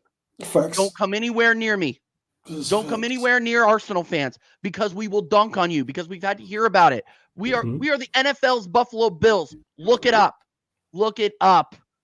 We get so close, but at the end of the day, we always fall. But you guys want to see the Dallas Cowboys. You guys want to see the New England Patriots win every fucking season. Like, come on. Come on now. And now we're the Farmers League. Stop gassing up the Premier League. If we have one winner every single season, it's not even close. Premier League's been a Farmers League. Yeah, it's a Farmers League, bro. It's been a Farmers League. I've said this. Like, give me a fucking break. Like, come on. Because they're about to 5-peat. Yeah, they're going to. And everybody's like, and here's the thing is everybody's like, yeah, that's okay. No, it's not. It's not okay. Talk your shit, man. Talk your shit. No. I'm going up. I don't give a fuck. It's cool, because man. I'm really tired. I'm really tired of this whole narrative that, like, oh yeah, it's like, oh yeah, well, as long as it's not Arsenal, it's okay. It's just like, that's like shitting on the bridesmaid for not getting married. She's already pissed. She's already upset. She's watched all of her friends get married. But you're gonna go over there. You're gonna go over there and tell her that she's ugly, and you're glad that her friend got married. That's crazy. Like, come on, that's what you're doing. That's what you're doing. I said you're crashing on the bridesmaid. It's like, dude. Here's the thing. It's like cheering. It's like David versus Goliath, and you want Goliath to kick the shit out of him. It's just like, you're an asshole. You're an asshole. Like, give me a break. And look. Arsenal fans are unbearable. I get it. I'm a part of the fan base. I have Twitter. I get it. I understand. I can see my own fan base. Man said she could hold that. Man. Yeah. Hold that, bro. Should have been better. Should have gotten married. Should have been better. Should have put out a little bit more. That's brilliant. You should have put out a bit more. See, I'm serious. Should have sucked some. She should have. Never mind. Yeah, no, it's gonna get a little wild here, but she should have done. She should have done a little bit more. She should have been a little bit. She should have brought out the candles and the handcuffs, but she didn't. Instead, she was the nice girl next door, and you didn't like the way that she banged.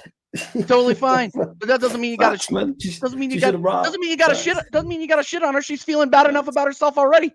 You know what I'm saying? She should have brought out the funk and clay heels. That's what she should have done, man. She should have done more, man. Yeah, that's what it is. Come on, exactly. All of her friends are getting drinks at the bar, and she's just like sitting there, like, what the fuck? What about me? I don't know, man. I don't know, man. I held back. Yeah, no, pause. It almost got wild there. It almost got wild. But dude, you guys know what I'm saying. Just up your standards for the league. Cheer on somebody else, for Christ's sake. Like this, I'm tired of it. It's like watching, dude. It's like watching Star Wars, and you expect, you expect Vader not to be the father. Like, he's the father every time. Yeah, that's true. Like, what's. Oh, sorry, spoiler alert. You know what's gonna happen. Alert. You didn't know. It's like the Marvel films. People, the superheroes and good guys are probably gonna win in the end. How they get there is the difference, but they're gonna win there in the end. Trust me.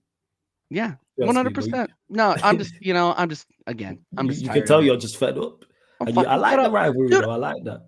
Well, no, and I've been. How long have I been on YouTube? I've been doing this for 18 months now, something like that. And I just have to come on here, and you get tired of saying the same shit, defending the same shit over and over and over. You were saying earlier on the show, it's like, I should have just recorded myself, and I can throw it on here, and it'll be the same show that we were doing back in 23. And there was no need for the battle, because what we were saying was 110% truth. Like, what were we talking about here? Maybe she should have done more. She would have got married. She should have. She should have done more. She definitely should have done more. If you ain't married, hey, guess what? That is your fault. Come on, looks aren't everything. It's about the dedication. See, you gotta play the game. You can make up for it in effort and endeavor. Like we talk about football. When a player is Exactly. limited, when they just throw effort and endeavor and apply themselves, we go, all right, Dude, you know what I'm saying? We heard her not that good, but effective. That's what she needs to be. Here's the thing: nobody wants a prude supermodel. Okay, like let's be real. You could be dating the supermodel. It doesn't matter if you're not getting any of that. All right. Yeah. So That's facts. you know, she's free. If she's freezing you out, what's the point? What is it? You know what I'm saying? She's just good to look at. That's it. You know Yep, what I'm saying? exactly. She's like track back more. She is. You gotta track back more. You gotta work hard. Yeah, you gotta work. Endeavor. Work harder. You know what I'm saying? Just show some endeavor and enthusiasm and we'll go. She tried, you know. You know what? I'll marry her. Like that's it. that's it, yo. Better simple beings. Woo! No. I'll take an adventurous. I'll take an adventurous average girl anytime than over the unmotivated supermodel. Every time. That's what it is, man. And you're lying, and you guys in the chat, you're lying to yourself if you wouldn't. Okay, this has gone completely off the rails. Metaphor, absolutely 10 out of 10. I'm not gonna lie. The metaphor is quality, but we kept it football as well. See that? See what we do here. There you go. Keep it football. That's good. Keep it football. Exactly, bro. Keep it ticking. But yeah, man, fuck Man City. Okay, keep going. Sorry. Yeah, I'm with you now. And to Pops and Charles Jones, he says it's okay because the options are Liverpool and Arsenal. Ask Flawless who he wants to win. I've said this before. Avoid the thing. I've said this. I can't stand either of these clubs. When people try like, oh, you happy with City winning? No, I'm not happy with City winning. I'm not happy with Arsenal winning. I'm not happy with Liverpool winning. I've said it before. Speaking of what we were just talking about, it's like somebody coming to take your wife off you and you're picking between three guys. One of them's going to take your wife. It don't matter. You are losing your wife. Like, that's legit what it is. Gary Neville was spot on when he said that. Spot on when he said, like, I can't stand any of them. But I like that the Arsenal City, I mentioned this with Veo and I'm mentioning this now, that rivalry was added. There was some spice to this. I like the fact that Haaland and Jesus and Haaland was talking to Arteta and there's a Haaland and Gabriel thing going on. And I do. And Pep said what he said afterwards and so did Arteta as well. I'm like, this is good. This is needed. Now I'm looking forward to that game. It's going to be fire. And, you know, there is a chance if we continue to play, if we take domestic cup seriously, we could play Man City 3 times. Like it's going to be, it is a fire rivalry. And I think it's kind of been bubbling under the surface. And what I like to see a little bit was that it bubbled over and it's going to be really good entertainment from here on out. I'm really excited, man. Look, there's a lot to look for. There's a lot to look forward to, through the rest of the season. And that kind of set the table for it. But again, we have to beat the small-sided clubs. We have to not fall off against clubs like Man United and Aston Villa and West Ham. But yeah, get these results, but get the results against the lesser quality sides as well, because that's where we lost it last season. I said that's where you lost. Like me and Vega was talking about, and I said Arsenal didn't lose the title not winning at the Etihad. They lost the title because they failed to beat Fulham twice. Yeah, we lost the title because we drew against 10-man Fulham at home. Like this is not new. This is not new news, which is why you have to take every game seriously. Look, I'm not saying I'm going to go out there and say, oh man, you know, Leicester City away, that's going to be a really, really tough match. No, these are games we should be winning 3 or 4-0. Like period, end of story. We are past the days that we were finishing 8th place and we have Mavropanos in the fucking back line. Like this is not. We are not. We are not. No. Don't ever do the freaking Douglas Luiz. Like, give me a fucking a washed Douglas Luiz. Like, come on. Like we're done with this, bro. We're done. Those days are behind us. We have arguably the best goalkeeper in the league. Not even a question. The best defense in the league. One of the best midfields in the league. Attacking, meh. Meh. It's mad. But you get your final few questions in as well. And to CPU says, so you're fine with Chelsea winning flawless. I knew you liked Chelsea all along. It's not about liking Chelsea. Enemy of my enemy is my friend. I've said this about Chelsea. We have legit all of the same. He says that about Tottenham too. Yeah, like Tottenham, we have it's only one main up, but Chelsea, we dislike all the same teams. You lot can't stand Arsenal, we can't stand Arsenal. You lot don't like Leeds, we don't like Leeds. You lot have this thing with Liverpool because of the early 2000s, we don't like Liverpool. That's 3, like that rarely happens where 2 teams will despise 3 teams in the same match. It's only Spurs. Spurs is the only team that you lot dislike that we're like, cool, but literally all of our rivals you don't like. And City because of the Champions League. City got the thing because every time you lot go to the Etihad, you lot take the inflatable balloons, the inflatable Champions Leagues. So that's where that stems from as well. So yeah, it's not a question of liking Chelsea. It's just I dislike you less. Like that's what it is, much less than the rest I mentioned. That's it. Yeah, David Luiz is all good. You lot knew. Yeah, my who he bad, meant my bad. You lot knew who he meant as well. And to Spoobs, who says, when does the NBA start again? The season is over. I know Chinlu mentioned it. So close. 22nd of October, we will be doing consistently throughout the season. We'll be doing NBA watch-alongs, regular season. And obviously when the play-ins and the playoffs and both conference finals in the East and West and the playoffs start, that's fun time. And people, you see Spoop say it here, I'm not even a big NBA guy, but the Sarcasm City TV playback watch-alongs are hilarious. So if you're a basketball fan, get there. If you're not and you don't know about basketball, you can learn people. I only know about basketball because of the likes of TJ and doing it over the past 3 years. You guys, I'm a newbie. Yeah, I'm a newbie. You guys look, and it's hilarious because it's like you're just hanging in a room with everybody and you're watching the game, and it's like, dude, some of the conversations we have are fucking wild. Like if you're not watching the Sarcasm City TV playback because it's exclusively on the playback, if you guys aren't watching that, you guys are missing out on some of the bet because number one, you never know who's going to be there. It's usually me, Jez, Flawless, Steve-O, and Steve. It just gets fucking wild. You guys need to go over there and subscribe. Like it is hilarious. It's fun, and we will teach you. Like this is an American sport. We will teach you. You will learn a lot. Because I'd be asking. The thing is, to everyone in the chat, don't feel like, oh, you dumb. I'd be asking these lot questions because I don't know. Yeah, I'm a newbie. I've only legit started watching basketball because of streaming. I've been doing it the past 2 to 3 years now. So you learn stuff. So if you don't know, it's fine. And trust, you see how we went with the analogy and we stopped. If that was on the playback, we would have kept that going. No, it would have been. That was on the playback. We would have got 10 times worse. 10 times worse. Yeah, we wouldn't have stopped. We wouldn't have stopped. We would have kept going and elaborated on it, and it would have been the restrictor is off over on the playback for sure. Playback is like Sarcasm City TV after dark. That's where there isn't none. It's crazy. You know what I'm saying? Jez, you are wild. And the thing you lot can see Jez's comments in the question. I mean, comment in the comment section. If that was on the playback, that's something we discuss. You know what I'm saying? That's Sarcasm City TV after dark. And yes, I need to get back to it. It's just been mad busy, but yeah, we're still gonna do WNBA 100%. But you know what? Big up. Didn't a lot of the players get injured? Like Lexi Brown got injured. What's the name of the white girl on their team as well? The tall chick. Well, they're all tall. That don't narrow it down. You understand the point I'm making? What's the name of it? Oh, what's the name of her? Sorry, what's the name of her? I don't follow. I was gonna say I don't follow the WNBA that hard. You don't know she's on her team as well. She's on Lexi Brown's team because I watch Girls Arena. That's how I know about Lexi Brown people. Okay. No, not Caitlin Clark, but we do watch Caitlin Clark's team. It's the other. What's her name? Jez, your time, man. Jez, you know we were talking about. It's the girl who told the story on the podcast about she had Kawhi Leonard cheesing up and cracking up. Not Caitlin Clark, no, but we do watch Caitlin Clark's. Caitlin Brink, that's it. Brink. Yeah. See, I knew Jez would know. That's it. This guy, This guy, Jez, man. Like if there's a guy that you just need to throw cold water on sometimes, it's Jez. just like if I was in a room with Jez, I would just have a pitcher of water and I would just be refilling it because he'd be saying some wild shit, and I'm just gonna be like, you know what? You just need to calm down, bro. You need to calm down.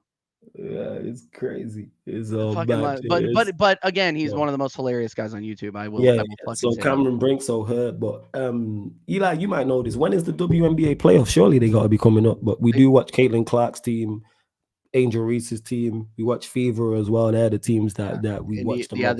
The Indiana Fever and the Sparks are like they're the teams that we watch the most. But you know what? I'm gonna get back into it. But it's just people. We got busy with the Premier League starting back. But let me actually have a look. Yeah. I'm literally gonna pull up the fixtures now and see.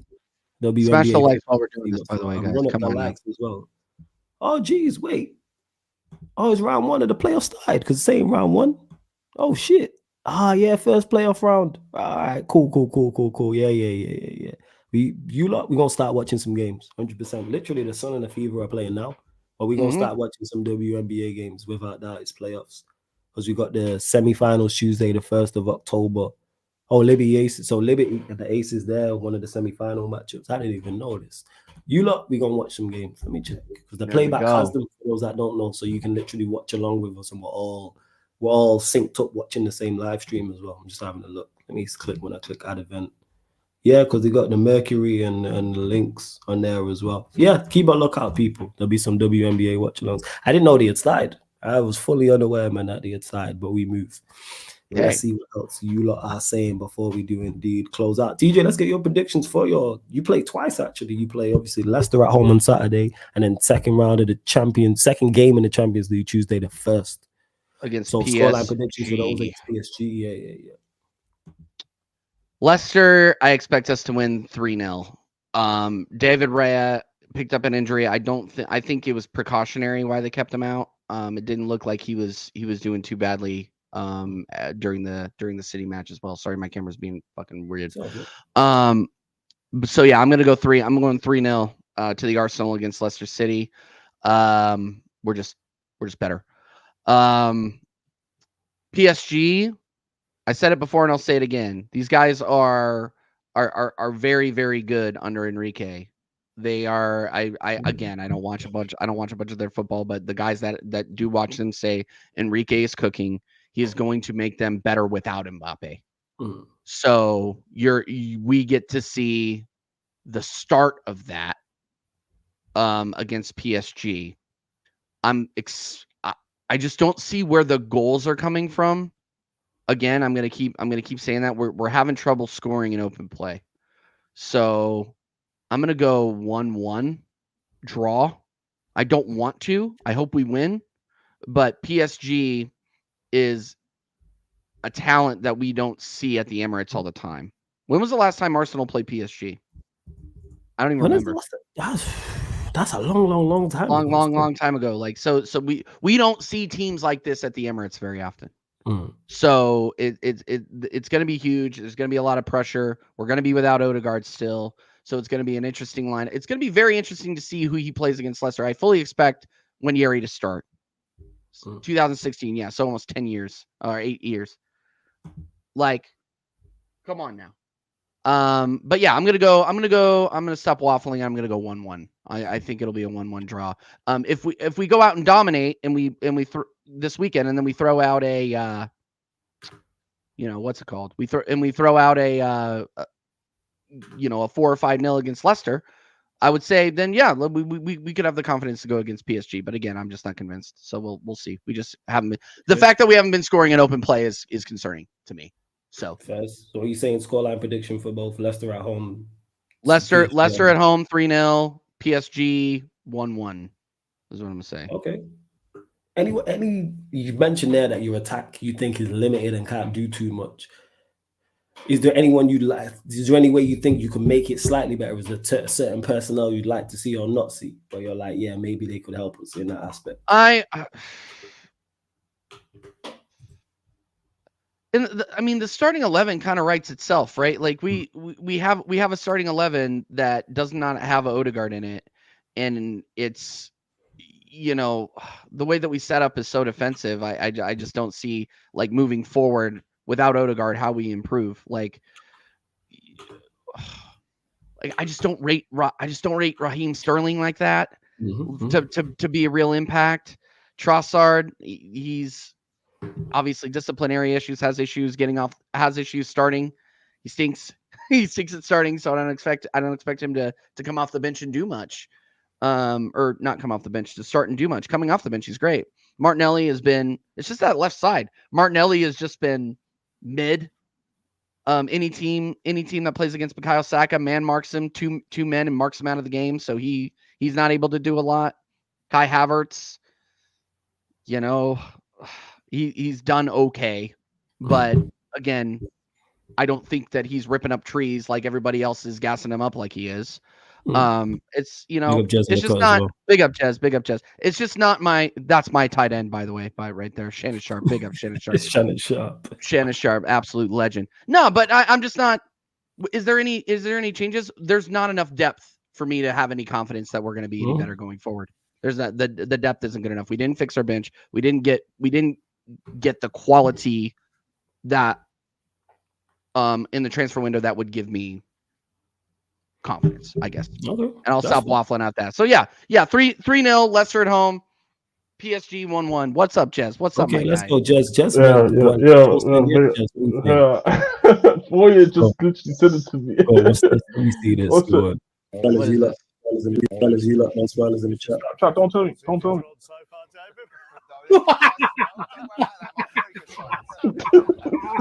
Don't tell me. Chat, don't tell me. Don't tell me. That's not funny, my home. Don't tell me. Don't tell me. Don't tell me. Oh. Who's number 7? Yo, that's what. I told you, bro. Fellas, you lot, no spoilers in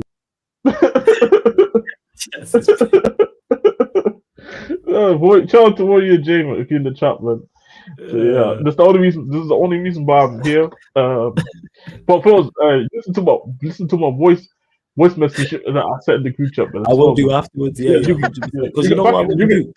Because it's on now, we'll show it on there because you might mention WNBA. The game's going on, so after this, I'm gonna run that on the playback, people. I know it's quarter. They're in the second quarter, but it's the Sun versus the Fever. Currently, 4 minutes and 24 to go in the second quarter. We're gonna run it, people.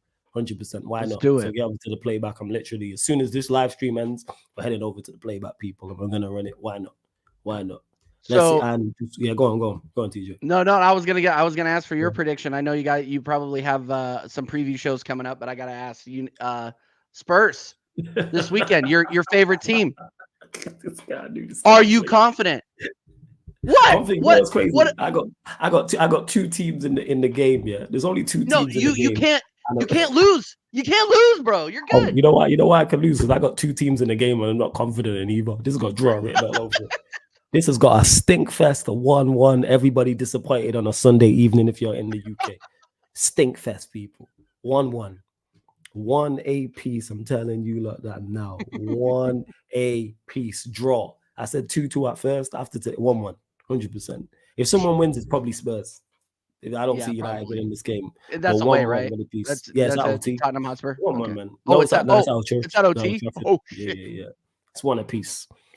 1 apiece, man. We are not a good outfit at all. We're not a good outfit. Like, let's call a spade a spade. We're not. So 1 apiece. And quickly, we'll get to Eli's last comment as well. He says, "Oh, he left. He accidentally left. Smash the likes, people. I'm in charge now. You're welcome. Get your final questions in." God, Jez, that shit is so funny, dude. Hit the wrong button. My bad. There you go. I'm back. Eli said here, I'm tempted to run a back three while Odegaard's out. What you saying, flawless TJ? You did ask Jez as well, but Jez is gone. What are you saying about a back three for you, lot? So I'm presuming that a back three with wing backs. Yeah, because I'm presuming it'd be Saliba, Gabriel. Who would be the other centre back? Saliba, Gabriel, and White. Oh yeah, White can play right side centre back. Yeah. I mean, that actually works. And Timber and Calafiori. Timber can too. I mean, we're not wanting for center backs. I mean, Kiwior played center back today. Yeah. Like, yeah, it's yeah, we can do it. But the best three, it would be White on the right. We saw a little bit of that last season when we were experimenting with putting Partey at right back and inverting him into the midfield from right back, which, okay, whatever. But when they did that, it was Saliba, Gabriel, White. I don't think that's something. I don't think that's something Arteta's going to do.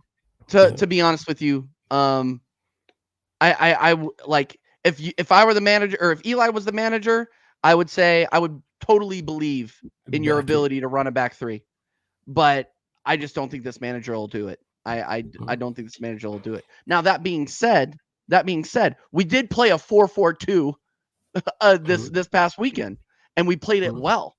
And it ended up being like, a 9-0-0 by the end. But I thought it looked good. I thought it looked organized. So as long as we looked compact and organized defensively, move the ball up the field, I'm fine. I'm fine with it. But yeah, I don't think that's going to happen. I don't think a back three will happen. Yeah, I don't think. Well, you said hypothetically. I think it just calls it. I think Eli, it just shows your weaknesses. I mean, it shows your strengths in terms of defensive, but weaknesses. I don't think we have a left-sided wing back.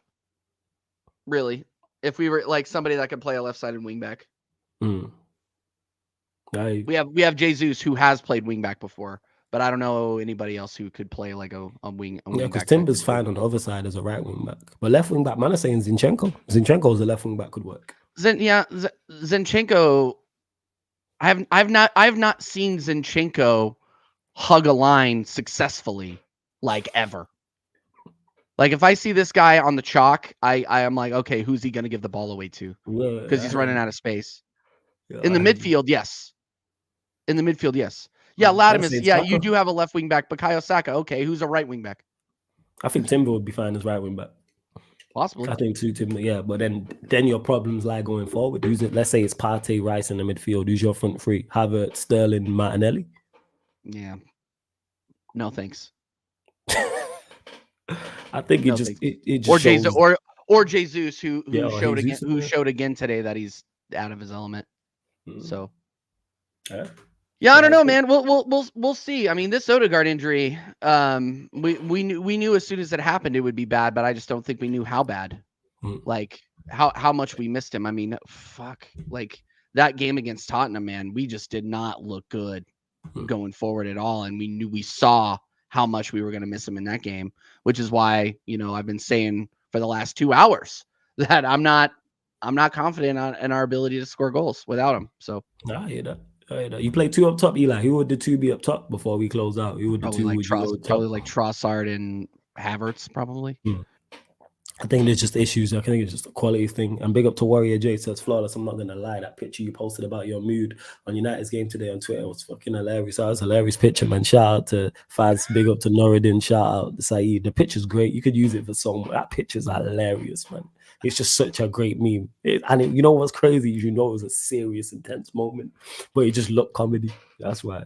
Oh my god.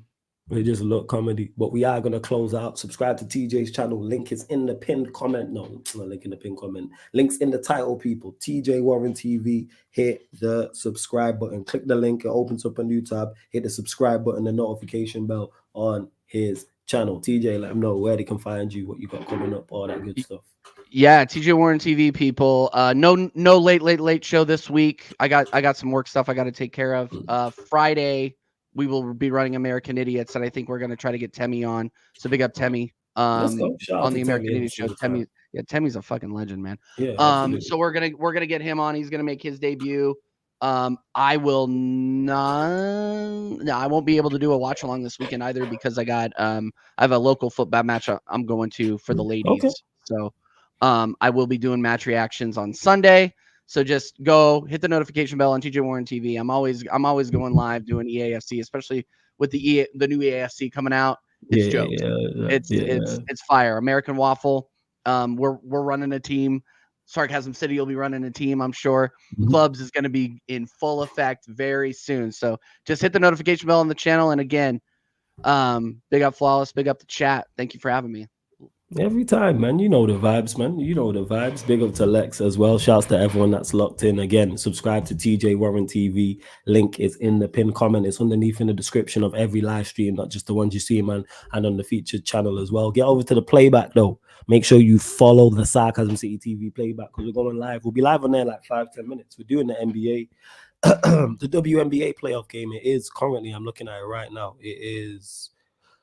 Who is it? It's the Sun versus the Fever, people.